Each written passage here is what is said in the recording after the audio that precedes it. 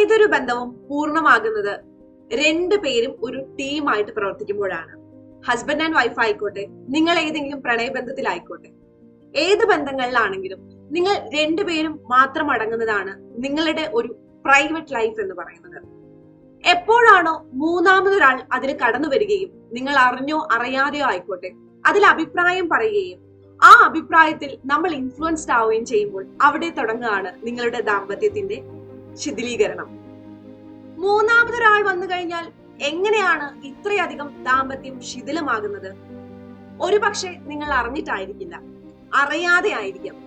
മൂന്നാമതൊരാൾ വന്ന് നമ്മളുടെ അടുത്ത് ഡയറക്റ്റ് ആയിട്ട് പറയുന്നതല്ല, എടാ നീ അവളെ ഉപേക്ഷിക്കും, അല്ലെങ്കിൽ എടി നീ അവനെ ഉപേക്ഷിക്കും, നിനക്ക് ചേർന്ന പെണ്ണല്ല, നിനക്ക് ചേർന്ന ആണല്ല അവൻ എന്ന് പറഞ്ഞു തരുന്നത്. അത് കേൾക്കുമ്പോൾ നമ്മൾ ഉടനെ റിയാക്ട് ചെയ്യണമെന്നുമില്ല. അത് കേൾക്കുമ്പോൾ നമ്മൾ വിചാരിക്കും, യെസ്, നമുക്ക് ചേർന്ന ആണാണവൻ, നമുക്ക് ചേർന്ന പെണ്ണാണിവൾ. എങ്കിൽ പോലും അവർ പറയുന്ന ആ കാര്യങ്ങൾ നിങ്ങളുടെ മനസ്സിന്റെ അകത്തെവിടെയെങ്കിലും കടന്നിട്ടുണ്ടാവണം. നിങ്ങളുടെ ഭാവിയിലുള്ള കോൺവെർസേഷനുകളിലൂടെ ഉറപ്പായിട്ടും ഈ അകത്ത് കിടക്കുന്ന കാര്യങ്ങളായിരിക്കും പുറത്തു വരുന്നത്. നമ്മൾ ഏത് ബന്ധത്തിൽ ഉണ്ടാകുമ്പോഴും ഒരുപാട് വഴക്കുകൾ ഉണ്ടാവാറുണ്ട്. ഈ വഴക്കുകൾ വരുമ്പോഴായിരിക്കും അവര് പറഞ്ഞതായിരുന്നു ശരിയെന്ന് നമുക്ക് തോന്നുന്നത്. മറ്റുള്ളവർക്ക് നിങ്ങളുടെ ദാമ്പത്യത്തിൽ കുറ്റം കണ്ടുപിടിക്കാൻ എളുപ്പമാണ്. കാരണം അവർ കാണുന്നത് ഏറ്റവും ചെറിയൊരു ഭാഗം മാത്രമാണ്. അല്ലെങ്കിൽ ചിലപ്പോ നിങ്ങൾ പോലും വിചാരിക്കുന്നുണ്ടാവില്ല, അവർക്ക് ചിലപ്പോൾ അസൂയ ഉണ്ടാവാനുള്ള സാധ്യതയുണ്ട്. നിങ്ങൾ കാണിക്കുന്ന ഓരോ ആക്ടും ചിലപ്പോൾ അവർക്ക് ഇഷ്ടപ്പെടണമെന്നില്ല. മറ്റുള്ള ആൾക്കാർക്ക് നിങ്ങളുടെ പാർട്ട്ണർ കാണിക്കുന്ന ഓരോ ആക്ടും ഇഷ്ടപ്പെടണമെന്നില്ല. ഇപ്പൊ നിങ്ങളുടെ ഒരു സുഹൃത്ത് നിങ്ങളോട് പറഞ്ഞു തരാണ്, നിനക്ക് അവനെക്കാട്ടിലും നല്ല ചെറുക്കനെ കിട്ടും. സ്വാഭാവികമായിട്ട് നമ്മള് മനസ്സിന്റെ ഉള്ളിൽ വിചാരിക്കും, ഇല്ല, അവനാണ് ഏറ്റവും നല്ലത് എന്ന്. പക്ഷെ എന്നാ പോലും നമ്മള് പിന്നീട് എപ്പോഴെങ്കിലും ചിലപ്പോ വീണ്ടും ആലോചിക്കും, അല്ലെങ്കിൽ ഓക്കെ, ഇവനെക്കാട്ടിലും നല്ലൊരു ചെറുക്കൻ എനിക്ക് കിട്ടുമായിരുന്നു എന്ന് ആലോചിക്കും. അവിടെയാണ് നേരത്തെ പറഞ്ഞ മൂന്നാമതൊരാൾ ഇട്ടു തന്ന ചെറിയ വിഷം വർക്ക് ആവുന്നത്. ഓക്കെ, നിങ്ങളുടെ ചിലപ്പോ എന്തെങ്കിലും വഴക്കുണ്ടാവുന്ന സമയത്തായിരിക്കും, കാരണം ഏതൊരു ബന്ധത്തിലും വഴക്കുണ്ടാവും, ആ സമയത്തായിരിക്കും നമ്മൾ ഇത് ആലോചിക്കുന്നത്. അവൻ നിന്നോട് സ്നേഹം കൂടുതൽ കാണിക്കുന്നുണ്ട്, അധികമായാൽ അമൃതവും വിഷമാണെന്ന് പറയും. ആരാണ് ഇവിടെ സ്നേഹത്തിന്റെ അളവുകോല് നിശ്ചയിക്കുന്നത്? മൂന്നാമതൊരാളാണോ? നമുക്കൊരാളോട് സ്നേഹം തോന്നിക്കഴിഞ്ഞാൽ പൂർണ്ണമായിട്ടും നമ്മളത് കാണിക്കാൻ ശ്രമിക്കണം. ഈ സ്നേഹം കൂടുതൽ കാണിച്ചു കഴിഞ്ഞാൽ എനിക്ക് അഡിക്ഷൻ ആവുമോ, അവളോട് അല്ലെങ്കിൽ അവനോട് അഡിക്ഷൻ ആകുമോ എന്ന് പറഞ്ഞ് നമ്മൾ എന്തിനാണ് സ്നേഹത്തെ പിടിച്ചു വെക്കുന്നത്? നമ്മൾ എല്ലാവരും ഈ ഭൂമിയിൽ വളരെ കുറച്ച് വർഷങ്ങൾ ജീവിക്കാൻ വന്നവരാണ്. ഇതിനിടയിൽ ആർക്കും എന്തും സംഭവിക്കാം എന്നുള്ള റിയാലിറ്റി എല്ലാവരും മനസ്സിലാക്കണം. അതുകൊണ്ട് തന്നെ അവരില്ലാതെ ജീവിക്കാൻ പഠിക്കണം എന്ന് പറഞ്ഞ് അവർക്ക് കൊടുക്കാനുള്ള സ്നേഹം പിടിച്ചു വെക്കുന്നത് ഏറ്റവും വലിയ മണ്ടത്തരല്ലേ?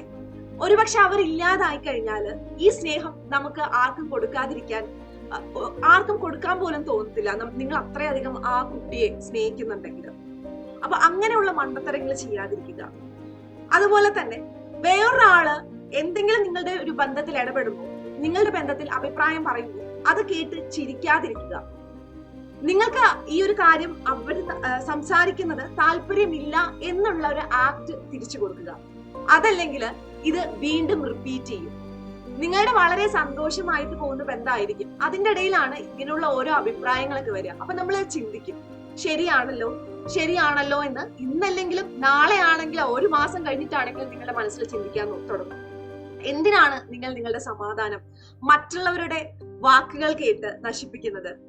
നമ്മൾ വിചാരിക്കും നമുക്ക് മാത്രമാണ് ഇങ്ങനെ തോന്നുന്നതെന്ന്. ഈ വാക്കുകളൊക്കെ കേൾക്കുമ്പോൾ ഓപ്പോസിറ്റ് നിൽക്കുന്ന ആൾക്കാർക്ക് ബുദ്ധിയുണ്ട്, അവർക്ക് മനസ്സിലാവും, ഓക്കെ, ആളുടെ അല്ലെങ്കിൽ അവന്റെ വാക്ക് കേട്ടിട്ടാണ്, മറ്റൊരാളുടെ വാക്ക് കേട്ടിട്ടാണ് ഇവൻ അല്ലെങ്കിൽ ഇവൾക്ക് ഇങ്ങനെ റീതിങ്ക് ചെയ്യുന്നത്, അല്ലെങ്കിൽ ഇങ്ങനെ കൺഫ്യൂഷൻ ആകുന്നത്, അല്ലെങ്കിൽ ശരിയാണല്ലോ എന്ന് തോന്നുന്നത്. എന്തിനാണ് ഈ ഒരു അവസ്ഥ നിങ്ങളുടെ പാർട്ട്ണർക്ക് നിങ്ങൾ കൊടുക്കുന്നത്? ഒരു ഹസ്ബൻഡ് ആൻഡ് വൈഫ് എന്ന് പറയുമ്പോൾ ഒരു ടീം പോലെയാണ്. ഈ ടീമിന്റെ ഇടയിലേക്ക് മറ്റൊരാൾ വരുമ്പോഴാണ് ആ ടീം ബ്രേക്ക് ആവുന്നത്. അങ്ങനെ ബ്രേക്ക് ആവാതിരിക്കാൻ വേണ്ടി നിങ്ങളാണ് ശ്രമിക്കേണ്ടത്. നിങ്ങൾ അനുവദിച്ചാൽ മാത്രമാണ് മറ്റൊരാള് നിങ്ങളുടെ ജീവിതത്തിൽ വന്ന അഭിപ്രായം പറയുള്ളൂ.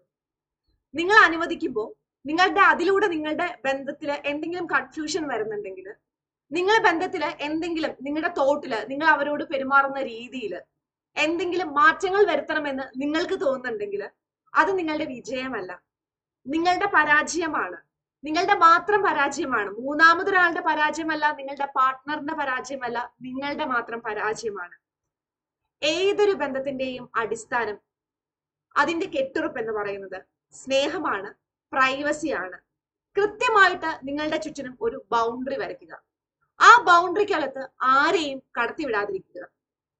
സുഹൃത്തുക്കളെ അല്ല, സഹോദരങ്ങളെ അല്ല, മാതാപിതാക്കളെ അല്ല, ആരാണെങ്കിലും, ഇന്ന ഒരാളെന്ന് പേഴ്സണൽ ആയിട്ട് അല്ലെങ്കിൽ ഒരു വിഭാഗത്തെ പറയുന്നില്ല, ആരാണെങ്കിലും നിങ്ങളുടെ ആ ടീമിലേക്ക് നിങ്ങൾ കടത്തരുത്. നിങ്ങളുടെ അഭിപ്രായങ്ങൾ നിങ്ങളുടെ മാത്രമായിരിക്കണം. നിങ്ങൾ രണ്ടുപേരും കൂടി ചേർന്ന് ജീവിതകാലം മുഴുവൻ ജീവിക്കാനുള്ളതാണ്.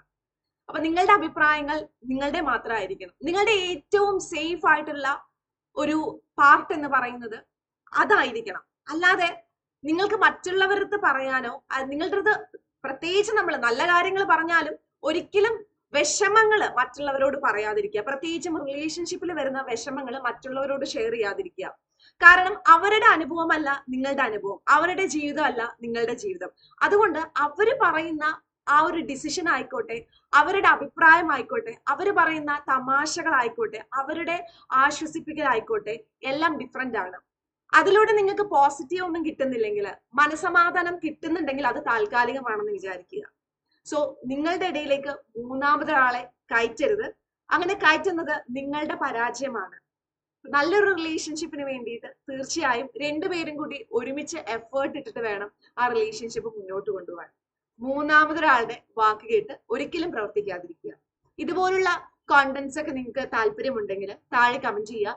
നിങ്ങൾക്ക് ആർക്കെങ്കിലും ഇതുപോലുള്ള അഭിപ്രായം ഉണ്ടെങ്കിൽ താഴെ കമന്റ് ചെയ്യുക. എന്റെ അഭിപ്രായത്തോട് യോജിക്കുന്നുണ്ടെങ്കിലും വിയോജിക്കുന്നുണ്ടെങ്കിലും താഴെ കമന്റ് ചെയ്യുക. ബൈ.